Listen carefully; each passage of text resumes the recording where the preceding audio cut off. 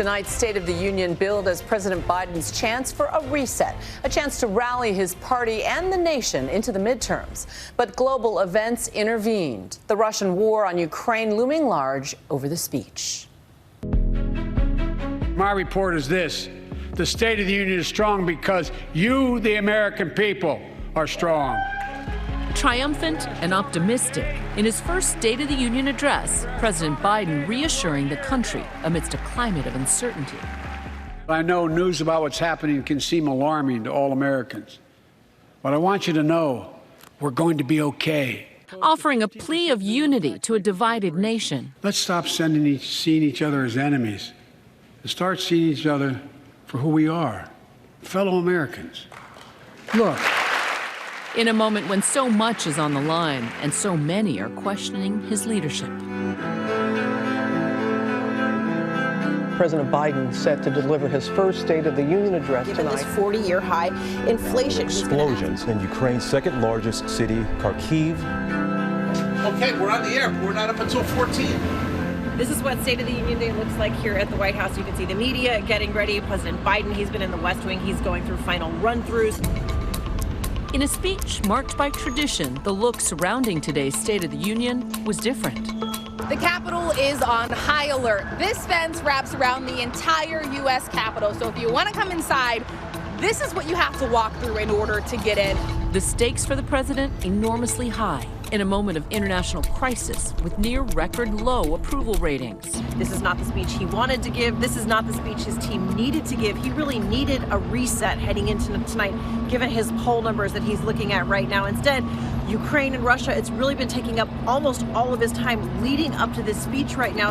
Navigating a bitterly divided Congress where partisan fighting is the norm. Democrats have really struggled in the last year to pass major Democratic priorities, voting rights, police reform. And tonight, so many feeling the fallout of an economy touched by the years-long pandemic. Inflation has been a persistent issue since last spring, and it's only gotten worse since this escalation with Russia, most notably in the cost of gasoline. Tonight, the national average, $3.62. Oil now above $100 a barrel at the highest level since 2014. This, the backdrop for what many considered Biden's most consequential address.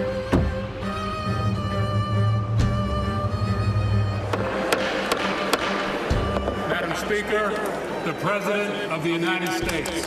From the first moments, a scene unlike any recently. The president entering the House to a largely maskless audience, glad-handing as he approached the podium. Biden devoting the opening of his address to the crisis in Ukraine. 6 days ago, Russia's Vladimir Putin sought to shake the very foundations of the free world, thinking he could make it bend to his menacing ways. But he badly miscalculated. He thought he could roll into Ukraine and the world would roll over. Instead, he met with a wall of strength he never anticipated or imagined. He met the Ukrainian people. Touting the cost of sanctions. Tonight, I say to the Russian oligarchs and the corrupt leaders who bilked billions of dollars off this violent regime, no more. Promising more than $1 billion in direct assistance to Ukraine, with even more pressure on Russia.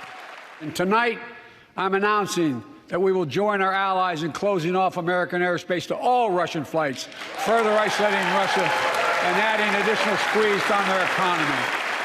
Scattered through the audience, yellows and blues, even some sunflowers in solidarity for the beleaguered country, a rare show of unity for a divided Congress. The Ukrainian ambassador to the U.S., the guest of honor in the First Lady's box. But the president quickly pivoting to the economy, the issue foremost on the minds of Americans, the president acknowledging their everyday struggles. The pandemic has been punishing, and so many families are living paycheck to paycheck, struggling to keep up with the rising cost of food, gas, housing, and so much more. Saying that innovation here is one of the solutions to tackling the worst inflation the country has seen in 40 years. Lower your costs, not your wages. And folks,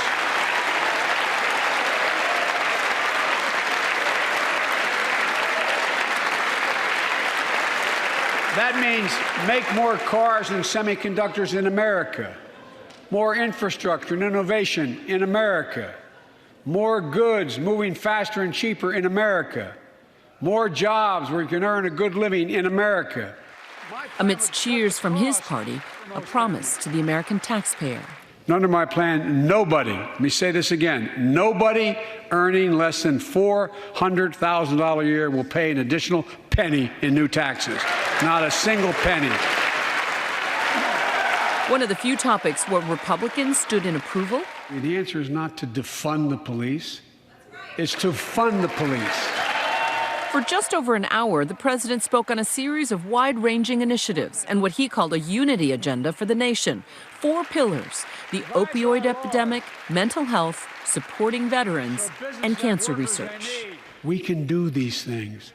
While Congress is unlikely to pass many of his initiatives and his poll numbers still underwater, Biden concluding with a sense of optimism, proclaiming the State of the Union is strong. This is our moment to meet and overcome the challenges of our time, and we will, as one people, one America, the United States of America. God bless you all, and may God protect our troops. And President Biden's words are likely to echo around the world tonight. ABC's James Longman is on the ground in Moscow, where it might be a little bit harder to hear that message. James? Yeah, hi, Juju. As you can imagine, an American State of the Union address doesn't receive wall-to-wall coverage on Russian state media. It's very tightly controlled. The messaging on, particularly on this war in Ukraine, it's not going to change the calculus at the moment. Was this speech heard in the Kremlin? Absolutely. Will it be listened to in the short term to change anything that's actually happening in Ukraine at the moment? Unlikely. For President Putin, this is an existential crisis. This invasion doesn't seem to be going particularly well. At this point, it's either him or Ukraine, and that is a very dangerous place to be. Juju? James Longman, thanks. President Biden had a lot of ground to cover tonight. How did he do? ABC's Maria Villarreal has been talking to voters in Houston. Maria? Hi, Juju. I'm here in Houston with a selected group of 10 Texans, and they definitely watched all of the State of the Union tonight. I actually watched them watching the State of the Union. They have a lot of strong opinions, and so we want to get straight to it. And the first one has to do with the biggest conversation piece, which was Ukraine and Russia.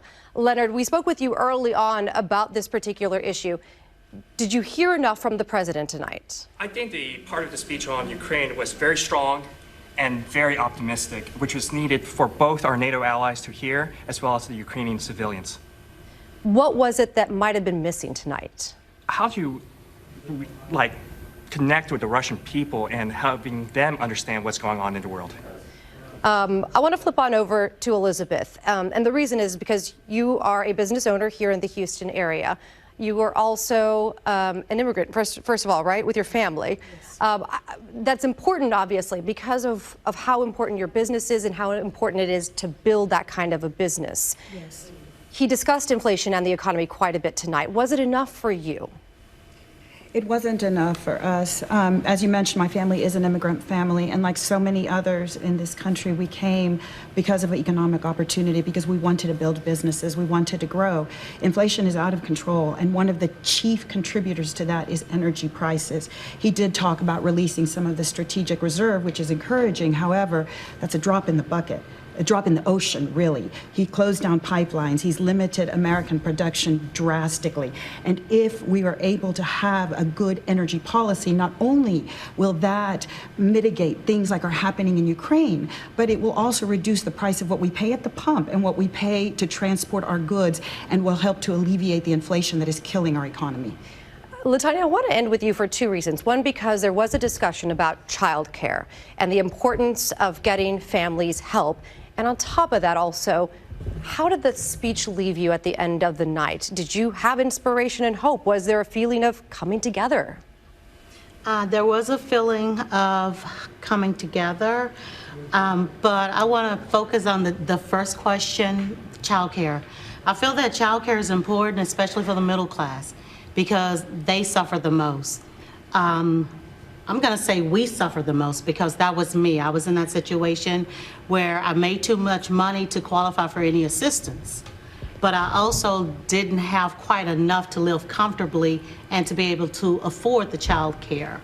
So I like the fact that he said that child care, with his legislation that he proposes, will be no more than 7% of your income. So that's something that really struck my heartstrings. Hi, everyone. George Stephanopoulos here. Thanks for checking out the ABC News YouTube channel. If you'd like to get more videos, show highlights, and watch live event coverage, click on the right over here to subscribe to our channel. And don't forget to download the ABC News app for breaking news alerts. Thanks for watching.